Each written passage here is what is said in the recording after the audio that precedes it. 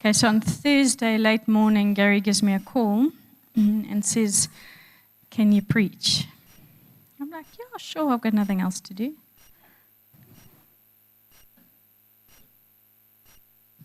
That is what you call a classic hospital pass.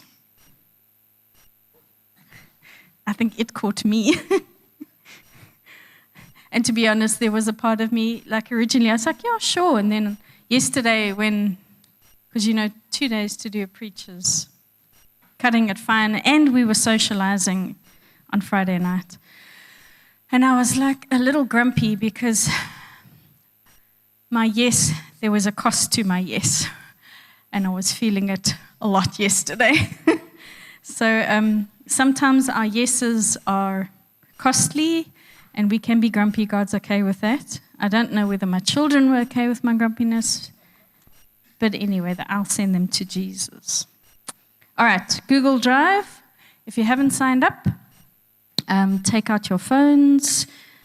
Apple is easy. Just use your camera app. The other guys, I have no idea. You need, I don't know, it's more complicated apparently. But then just get Apple. Sorry.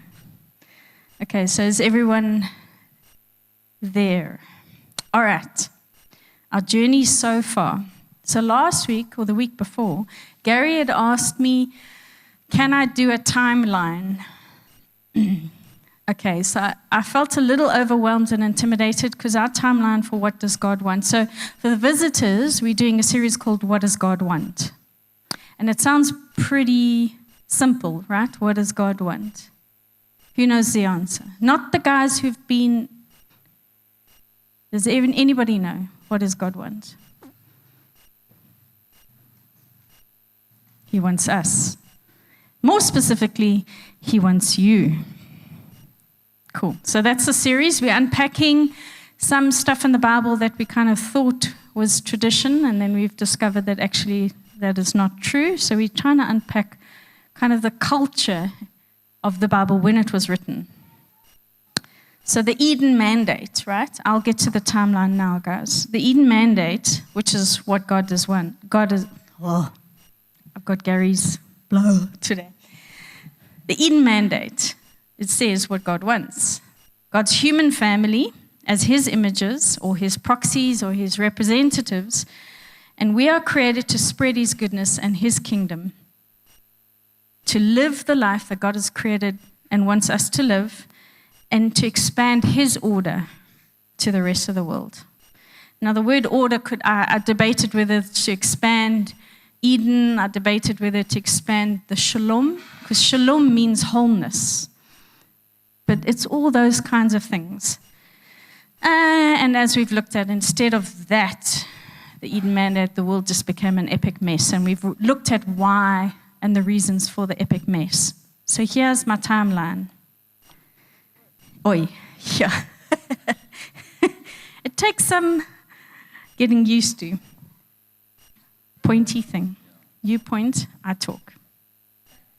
You've got to do some work today, babe. Hey? Yeah, I direct. You're fired. Look, guys, we all know there's human failure, right? All right, so we've got Yahweh, who is an Elohim, which simply means He's a spiritual being. But there is no other Elohim other than Yahweh. And He has created this world, this human family, but He's also created His spiritual family. And the whole idea was that to have these families together, to interact in Eden and to extend life. Right. Then we had our Nakesh, our serpent. He comes in and he rebels. He's our throne guardian. He's supposed to guard the presence of God. He rebels through divine, or let's say forbidden knowledge.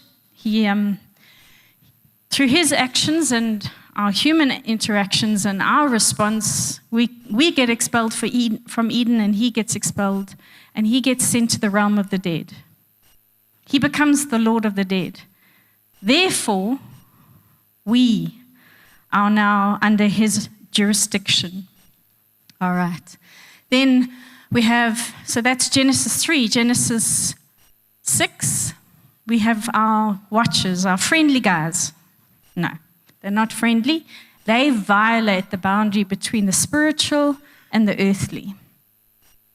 And it's a violation that brings profanity, brings deprivation, brings evil, the whole shebang to earth. They get cleansed out from the flood. God cleanses the land. He gets rid of them in that he chains them into the abyss. That's where they go end up. And God starts again. How many times do you say it? Just one more time. God's demonstrating that. Right. Then we get 100 years from the flood. Not a long time. And then we get Genesis 10, where God assigns, there's a whole lot going on there, but God assigns the nations. He's like, listen, guys, if you don't want me to be your God, I'll give you other gods. And that comes with the risk. The risk is they're not always going to point worship to me. They're not going to be good for you because they rebel. So there's these guys, and next week Gary's going to go into a little bit more detail. Hey, babe? Yeah. About what happened at Mount Hermon, which is where the watchers, there's 200 of them. It's from the book of Enoch, and he's going to unpack their pact and a little bit more, and more importantly, how Jesus undoes that, reverses that, right? So we get a scattering of the people in Genesis 11. Idolatry comes into play. And then Genesis 12, God says, okay, let's do it again. I'm going to start again. Things look a little differently now. And there's a messianic expectation that starts to build from the time of Abraham. Because they're going to need a Messiah. And this Messiah is going to have to rescue them not from death, not from Genesis 3, but from Genesis 6, the effects of that, and Genesis 11 as well. So this starts to build. And actually the time period between like the last 400 years before Jesus is born, that messianic expectation reaches its fullness. It is incredibly high. We're going to unpack what that, during the time of Jesus, how much. Here's a little thing for free. Did you know that Jesus wasn't the only considered Messiah in his day? Because of the expectation, they were looking, and there was 14 other men that they can name. They were called revolutionists, actually. Jesus was unique in that he never caused a revolution, but there were 14 other men who were considered the Messiah at the same time that Jesus was alive. That's cool. All right, so Jesus comes. So now we know generally that his death and his resurrection solves the problem of Genesis 3.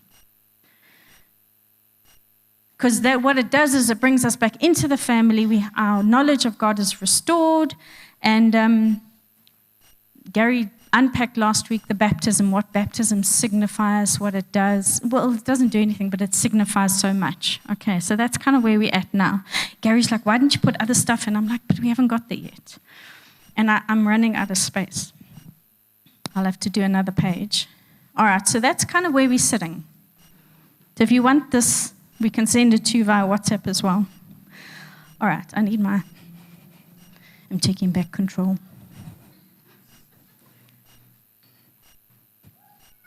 Okay. All right. So, the human factor. Literally a story of failure and imperfection. And I know I'm rehashing a lot of things, but it's good to just keep going back to rehash things, keep going back to kind of settle things.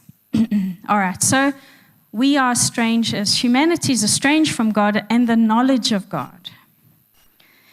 And apart from God, everything results in failure, as we can see through the timeline. God's okay with our imperfections. We have to have an understanding that we tend to want to go our own way. Let's acknowledge it. We like doing stuff our way because we think we can do it better. The hard truth is that there is no human leader, past, present, and future, who can be trusted with starting and maintaining God's kingdom. And that's pretty much been proved. Yet God's vision of this Edenic mandate of sharing, stewarding, and expanding Eden literally can't happen with humans. So what is he going to do? Without. That's what it says there, guys. So God needs a solution, but we also have the spiritual factor that is in play as well. And the spiritual factor is we have a death problem, and that's been sorted via Jesus, but we also have the depravity issue, and we have the cosmic geography issue. What do you mean cosmic geography? Okay, well, great question. Well, remember the nations were scattered and given over to other less Elohim? So it was a territory issue. God was like, I'm going to assign territories with people to other lesser gods. So that's what Michael Heiser calls the cosmic geography. And we're going to get into that. So judgment at Babel, I was going to say judgment at Bethel. No. Wrong B. Judgment at Babel found the world became a really different place because God didn't want to copy and paste. So he had a temporary solution for the watchers. But at Babel, he assigns like a job, because you've got, I feel like I'm stumbling over my words. You've got all the nations under God, one God, all the nations. So then now he splits that up. So the world becomes quite different, and the change is quite different. So now we're going to have to look at why and then how Jesus changes this for us. So the watcher's crime, we have to remember this. And I want you to, like Gary said last week, put a pin in this and remember these things. So they spread wickedness, depravity, and increased it rapidly, right? If you remember that. But the defilement of the divine, right? And that was through illicit sexual relations with human women. And then that resulted in some evil offspring. Okay, ladies, I know at times your children can be, you want to eat your young, but it's not the same, all right? And that's where we get the origins of demons. So the giants, the Nephilim, the Rephaim, all these guys, all the different names that they're called, when they died in the flood, their spirits were released, and then they were seeking embodiment, which is what we know demons today. Demons impact individuals. Watchers impact territories. Okay, that'll help. All right. And demons work for the watchers. They're kind of under the watchers. So there's a territorial hierarchy that happens. And please don't ever think that you can go up against a watcher on your ace. Please. No. The only way we overcome them is through the spread of the gospel. Okay, we change kingdoms. We expand God's kingdom. We don't go against territorial principalities and powers. All right, corrupted humanity. So through idolatry, our worship of God became corrupted. All right. And so what they did was they turned the hearts of humans not towards God, which is what they were supposed to do. They turned their hearts towards themselves and elicited their own humanity to worship them. And that enslaved them, enslaved people to these watcher guys. Not all watchers are evil. I hope you understand that. All right. And then increased depravity was a problem because they taught humanity a variety of forbidden knowledge, which engendered lust, astrology, warfare, occult practices. It's quite interesting. So seduction was one of those things. And it's interesting because we live in a day and age for ladies, so we all wear makeup, or most of us, if I remember, wear makeup, but we wear cosmetics. It's a big industry. You even see on YouTube, you've got now men teaching women how to put makeup on. Blows my brain. But in those days, and I'm not saying there's anything wrong with cosmetics, but in those days, it was seen as if you were involved in the practice of this illicit practice of cosmetics and jewelry and clothing, it was actually all attached, and all of it signified occultic worship and prostitution within the temples. So that's kind of the grid that you need to have for those things. Astrology is an interesting one. We're going to, because it does exist, it says God assigns watches over the suns and the moons and the stars. All right. So Irenaeus, who's he? I was going to be naughty, but I won't. He was an early church father. Like, I can't remember when he lived, but he was pretty close to when Jesus had died. And he famously describes, so he had an understanding and an awareness of the Watchers tradition then, and he described their deeds as wicked deeds. He used, in terms of clear counterparts to the Watcher story. So this is one of his quotes: the virtues of roots and herbs and dyeing and cosmetics and the discovery of precious materials, love, that, hatreds, amours, passions, constraints of love, the bonds of witchcraft, every sorcery and idolatry was seen as hateful to God. Okay, it's getting very quiet in here. So God's kingdom rule after Babel.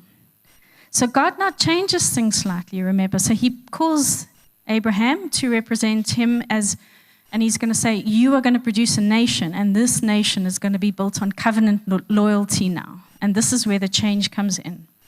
And God, who is always ever faithful, he starts with Abraham, as I said, and he now invites everyone through Israel to join him. But there's some conditions attached. So if they are like Abraham, who believe, which is, are you going to trust in God and his covenant promises? And then if they choose to turn away from their idolatry. And in those days, I think it's more clear what idolatry is and was, but nowadays I think it's a little bit more difficult to see. So, Yahweh's contact was personal because his interest was personal. He, again, what are we saying? God wants you. So he appeared, like I unpacked 2 weeks ago, how Yahweh incarnate in the flesh, aka Jesus, interacts with Abraham. His contact is personal. So all these promises are now very precariously, but they are passed through and preserved through Yahweh's new family. Not perfectly, but it gets passed through. So he wanted from the beginning, it's still the same thing. He wants his earthly family and his heavenly family. And he wants them to blend and do the work together. So what can go wrong? And all he needed was their trust and obedience. I mean, so easy, right? As humans. So the takeaway is that God cannot rely on humans to find the true permanent solution that he needs. So everything else is intermediate and temporary in terms of solutions, of creating a way to be with his own people. So he would need to fulfill his own plans himself. But he can't exclude humanity from the picture because his kingdom needs to have human rulership in order for it to be able to, the Eden mandate to be complete. So he can't get rid of us.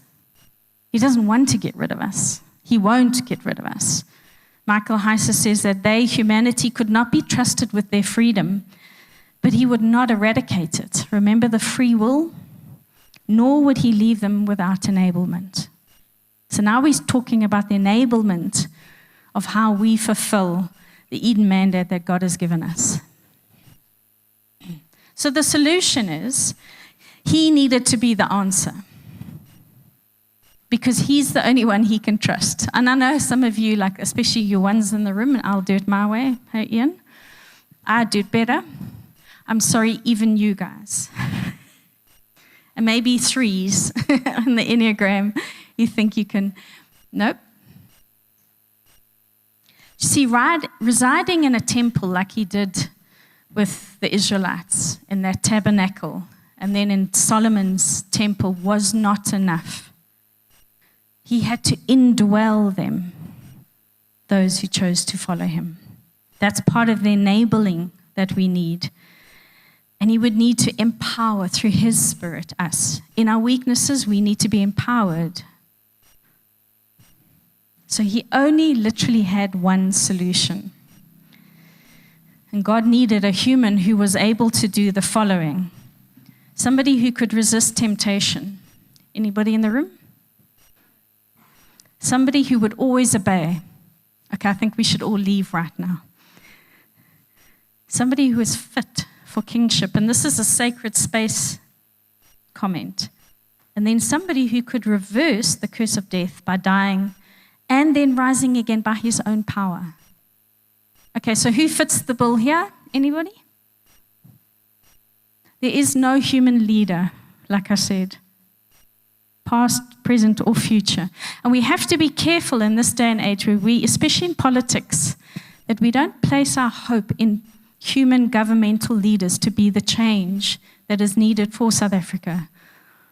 We don't place all our hope in the right American president. We have to be careful. Where are you placing your belief, which is trust? Are you trusting in a person or are you trusting in God?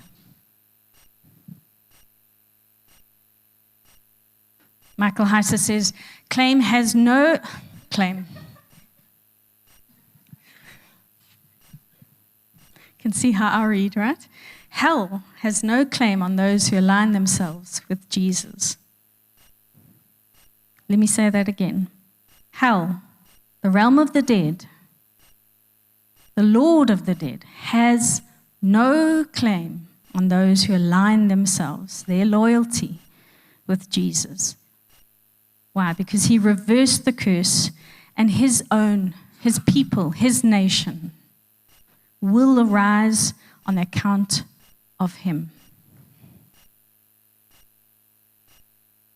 So now we looked at the curse of death, and we see that Jesus is the answer to that, but now what about the other problems? We've got the problem of depravity, and we're going to look at that. Gary's going to deal with the problem of idolatry and the rest of the stuffs, Genesis 11. Or he's going to make it up next week. No, I'm teasing. Today we're going to look at Jesus's, this is really cool. We're going to look at Jesus' genealogy. Guys, I'm going to read to you Matthew 1. No, I won't, don't worry. You look at his bloodline. Then we're going to look at his conception. And then we're going to look at some elements of his birth.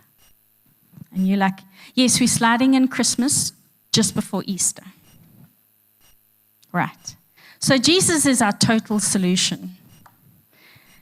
So we're going to look at Mary. She is mentioned last in his genealogy, but we're going to mention her first because she's pretty important. So we have a woman, we have a spiritual being, we have an encounter with angels, and we have an offspring that's unusual. What do those elements remind you of?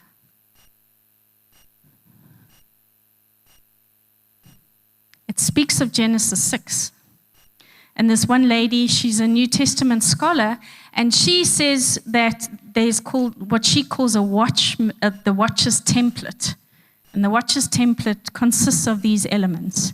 So Mary, Jesus' mother, had an encounter with an angel. He was an archangel. She experienced a union with a spiritual being, resulting in a pregnancy. And there were obvious questions about Jesus' paternity, like, who's your dad? And there were questions about the nature of him because they couldn't answer the questions about his paternity. Can you imagine poor Joseph? So in other words, like a Alexander Fenter likes to say he was illegitimate for valid reasons. However, in contrast, the reverse, it's kind of the reversal of the story of the watchers begins now, because there was no illicit acts on Mary's part whatsoever. You don't see that she dressed herself up to entice anyone. She didn't put on makeup or beautify herself. There was no act of seduction. There was also no sexual contact.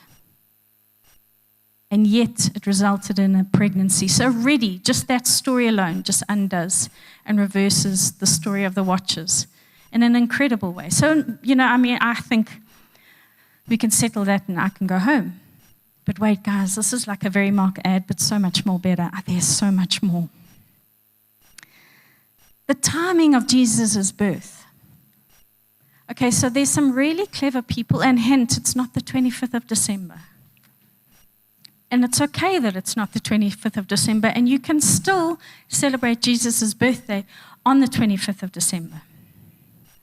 So in Revelation 12, which is speaking about the time of Jesus' birth, that is the context of Revelation 12. And it talks about Satan, like lightning, falling to being cast out. It's what happened around the time of Jesus' birth. And by the way, he didn't take a third of the angels with him.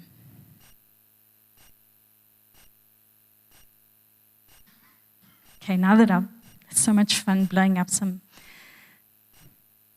So, Revelation 12 is about indications or signs around the time of Jesus' birth. And all of those elements were in play. And if you want to, it becomes quite technical, and I literally don't have time to go into it. But if you want to read more about this, go and read Reversing Mount Hermon by Michael Heiser, and he unpacks it in an incredible way. So the Jews at the time, and even the Gentiles at the time, saw all these signs, and they knew that there was a divine king about to be born. Now think about what I said earlier. Why do you think it was so rife that there were 14 other messiahs at the time? Because of all these signs that were happening. Everybody was highly anticipating, like, okay, is it you? Is it him? Could it be him? So there was so much in the atmosphere at the time. It had been building for 400 years. Now, there's some really clever people who have unpacked the signs of the stars in that time. To be honest, I've got the papers if you want me to show you them, if you're interested in this kind of thing, but they can actually narrow down the time, the date, and what's happened, and some reverse of Jupiter, and he does this star does that, and there's a whole lot of technical stuff, but actually they can reduce Jesus' birthday down to a specific date. 3 BC, shall I tell you? I'll leave it. So this time was also the Jewish New Year. Natalie's shaking her head at me. The Jewish New Year is there's the Day of the Trumpets, and there's a whole thing to the Jewish New Year. But in this specific timing of the Jewish New Year, it's seen as the renewal of creation. So you look at Genesis 3, renewal of creation. Genesis 11, another renewal. Let's do it again. Now the same thing is happening now. There's a celebration of a renewal, a new beginning. So another thing, how they work these out, these guys are very clever and probably far more patient than what I would be. They know when Noah's birthday was. And it's the first Tishri.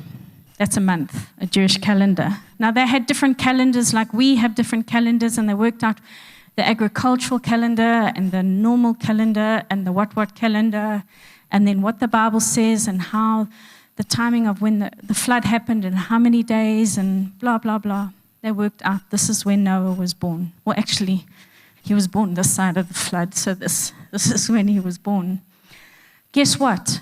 Jesus and Noah share a birthday. Just another kind of alignment. There's a lot going on here than what we realize. Again, what does it link back to? Who they're linking back to? They're linking Jesus back to Noah, Jesus back to the watchers, Jesus back to the flood. Guess what? Jesus was a much better Noah than what Noah was. So here's the genealogy of Jesus.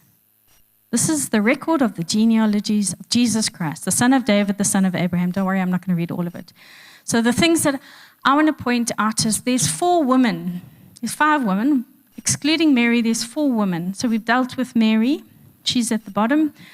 But there's 4 women that are mentioned by name. Tamar, Rahab, Ruth, and then this poor chick, the wife of Uriah. Actually, it's Bathsheba. Why they don't put her name down is quite sad. Hey? So, question is, why didn't they mention Sarah or Rebecca or Rachel? Makes Jesus' genealogy highly unique in some, like it's highly unique in all ways, but this is one of the ways that it's unique. Because it excludes Rebecca, Sarah, Rachel. Why? And then includes 4 women. 2 of them are known Gentiles. Ruth was a Moabite. She was from Canaan. Rahab was a prostitute. She was also from Canaan. She was from Jericho. And then Bathsheba. She was a victim. If we want to put anyone in it. Tamar. Have you read the story of Tamar? It's bizarre. So what is this communicating to the audience of the day? Because we read it and yes, it's about grace. Yes, it's about that Jesus includes the Gentiles. And yes, Jesus includes sinners as well. But there's something more profound that's going on with the stories, the echoes of their stories that we're going to unpack. So this New Testament scholar, Amy Richter, says, according to the Enoch Watchers template, remember I spoke of that earlier, evil came into the world when the Watchers transgressed their heavenly boundary to engage in illicit sexual contact with women and teach them illicit arts. The consequences of the Watchers' transgression are violence, unrighteousness, evil, idolatry, and disease. Some of these consequences came from human use of these skills, taught by the Watchers, skills for seduction, art making, sorcery, and astrology. So we played a role in this.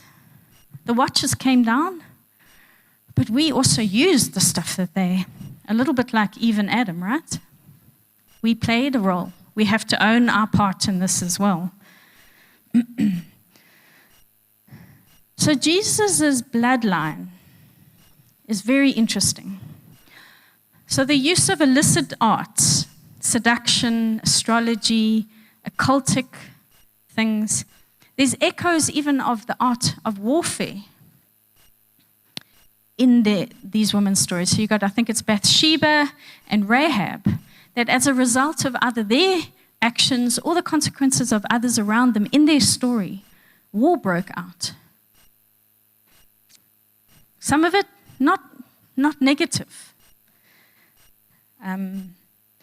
You see in some of the stories like Tamar, where she literally worked really hard, and it's kind of linked also to this suspicious, it's probably more scandalous and suspicious sexual activity, but Tamar deceived her father-in-law by dressing up, veiling her face, beautifying herself to look like a temple cult prostitute. His behavior of lust, and if you read the words, it says he saw her and he wanted her, so he took her. It's the same as the Watchers. They saw the woman, they wanted them, and they took them. Same language. It's all echoes of this story. She also stole some things from him to kind of protect herself, so that when she started showing, because she did fall pregnant, she fell pregnant with twins. And by the way, those two twins are in Jesus' bloodline, in his genealogy. And she managed to save herself and her kids by stealing his signet ring, his staff, and I think his mantle. Now, it's interesting, one of the practices or the forbidden thing that was taught by the Watchers was jewelry making. And his signet ring, again, was something to do with, again, it was signifying something. Now, I don't think any of us need to sit here and kind of tomorrow get rid of their jewelry. That's not the point. The point of the story is forbidden knowledge was taught to humans, and then that knowledge turned them away from God.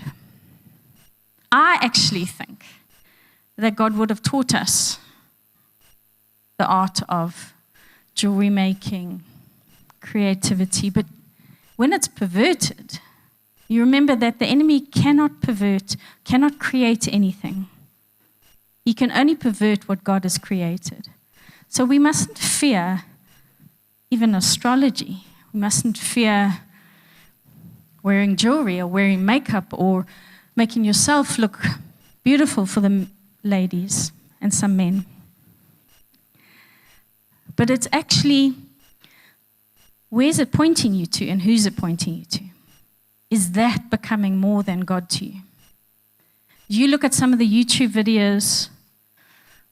I saw, I don't know her, but I saw her story. She was well-known YouTuber, content influencer, whatever you want to call it. All the young adults are going to be laughing at me at my stumbling over the language here, but she was part of very well-known and an adult content. Basically, she was a porn star for this particular version of Instagram, let's say. She made millions, and she got saved.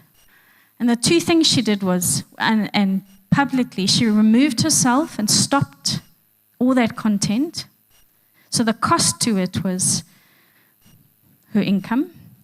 And then the other thing was she removed all her fillers. She had them dissolved. Now that's interesting. Now I look at this and I'm going like, here's the gospel in play. Here's how the Watchers' impact on the world has been reversed through the gospel. Where somebody, and publicly, and she's documented her journey. It's not like she's hidden away and done it and then disappeared. She's documented her journey on social media to her cost, and she is starting to reverse because of the gospel. Now that's when we see the Edenic mandate expanding, extending out to the world. That is literally the example. Naomi and Ruth. So Ruth was an Israelite. Naomi was an Israelite. Ruth was a Moab. Canaanite, in other words. So the Israelite mom-in-law says to her Canaanite daughter-in-law, in order to get another husband, if you go read the story, we have no grid for this. So it says when she's at the threshing floor, she uncovers his feet. But that's not what we think it is. That is so sexual in nature. We don't understand, because it doesn't mean to uncover your feet. It means to uncover your genitalia. Yeah. But what's different in this story is there's no recorded sexual contact, or like they got married. So again, it's a reversal of the Watchers tradition. Interaction with angels. So Rahab's an interesting story, because all our modern translations say that spies came, Israelite spies. But actually, it's not the right word. It's actually messengers. And what are messengers? Angels. So remember, to help you with your kind of hierarchy of how this unseen realm works, you've got watchers who are sons of God, the Elohim, and they are part of the divine council. You can have good and bad. Then you get the demons, and demons are now the offspring of the evil fallen watchers, and they're roaming the earth to affect people individually, embody, possess people. Angels are messengers. They are actually more lower ranking in the hierarchy of God's realm. So they do the work of the Elohim, and the Elohim do the work for God. All right, just to help you, because I know it can be quite confusing. So Rahab interacts with angels. That's probably why Joshua saved her, because he knew what was going on and her family. She's also linked, interestingly enough, with Abraham because of the way that she received these angels with hospitality. It's seen as the same as when Abraham receives those angels. Remember I spoke about 2 weeks ago, and they have a meal and they eat and all that? She's linked with Abraham in that area. And then Uriah, which is Bathsheba's, the wife of Uriah, Bathsheba's husband. He's the poor guy who gets killed. His name, even though he's not a watcher, his name can be translated to Gibor, which is another name for giant. So there's that element there. But what's interesting about the story of David and Bathsheba is that so you think it's all about these women who are messing it up. No, guys, it's also about the men too. So you're not off the hook. We're all on the hook with this. King David echoes the behavior of the watchers. So he was on a rooftop. Think heavenly, think high. That's this very deliberate language. It's not like, and then he saw Bathsheba, he wanted her, and he took her. And he made plans, and in the process, somebody died. There's warfare in there as well. So all of those elements are this watcher's template that keeps repeating itself in these stories of these women. The unusual aspect of some of their offspring. So Ruth's sister, so you remember Naomi and Ruth. So Ruth's sister, also Moabite, Canaanite lady. And this is very speculative, so it can or can't be, it can't be proven, let's say, but there's a speculation that Ruth's sister was the mother of Goliath. Goliath being an offspring. So Goliath, there's this link there. Whether it's true or not, it's still an element. Ruth and Boaz were great-grandparents to King David. So there's these questions of paternity and the offspring and all those kinds of things. So we get to now, so that's kind of parking off the watcher tradition, kind of parking off these kind of elements. Let's go to the Magi, the 3 wise men. They used astrology to find Jesus. What is one of the illicit arts? Astrology. They weren't Christians or Jewish or... Their story is amazing. And that's why this is my last thing. So they used astrology knowledge that's illicit to find Jesus. But when they find Jesus, what do?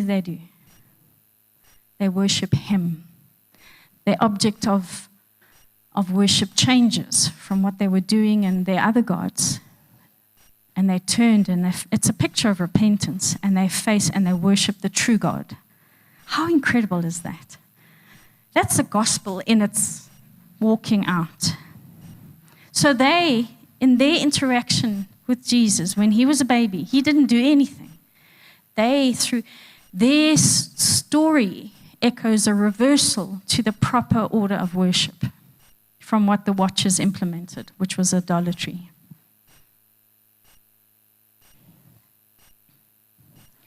So Galatians 3:19.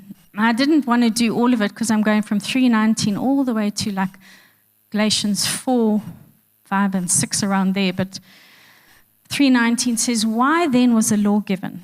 It was added because of the transgression? No, the transgressions. If you read in some of the modern translations, they're kind of little trying to explain away. They're like, no, it was a mistake, and like a scribe added on this. But actually, this verse is referring back to the 3 transgressions of Genesis 3, Genesis 6, and Genesis 11. That's why it's multiple.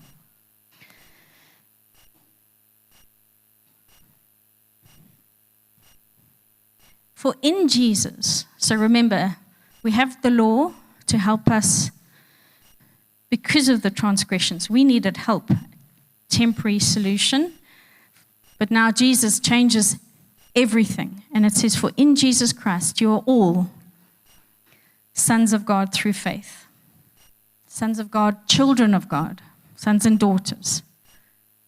For all of you were baptized into Jesus and have clothed yourselves with Christ. Therefore, there's neither Jew nor Greek, neither slave nor free. There's neither male nor female. For all of you are in Christ Jesus. This is speaking of the nations and the restoration. It's also speaking of, it's almost like it's saying he's undoing some of the mistakes that those women made. And the men. And Jesus just reversed it all. And if you belong to Christ, then you are Abraham's descendants, heirs according to the promise. And it comes back to the covenant promises that God set out with Abraham. Galatians 4 talks about the appropriate timing of Jesus. God sent his son, born of a woman, born under the law, think transgressions, to redeem those who were under the law, so that we may be adopted, bringing us back into the family, with sons, and it's sons and daughters, children, with full rights. And because you are sons, God sent the Spirit of his Son into our hearts, who calls Abba, Father, so that you are no longer a slave, but a son. And if you are a son, then you're also an heir through God. Now, what's interesting to know is that some of us ladies can get a little uptight when there's so much male language in the Bible. But the reason why they use son is because the son was very important in those days. Now, they didn't think of gender like we do. Their rights as a son it was an inheritance covenant issue. It was about, because it says no male or female. It's not excluding women. It's just it's trying to tell you what you're getting. So everyone, no matter your race, no matter your gender, no matter where you come from, no matter what you've done, you get to be called a child of God, and you get to have the full rights of what a son would mean in those days. And that's full inheritance, full rights, and full access to the Father. So that's my little spiel for today. But I'm going to leave you with this, and this is where there's Gaynor Richter as well, so I get confused. Amy Richter says, Jesus completes what Enoch did not, or does not. That is, Jesus is able to bring about the eschatological repair of the consequences of the fall of the watchers. And we're going to unpack more of that next week, because it's Easter, because now we're done with Christmas. I should have bought some candy canes. Christmas cake. No, that's bad. And now next week we're going to look at Easter and Jesus' ministry and what he did, where he went to unpack the geography repair that happened from Genesis 10, 11, 12. Okay, thanks.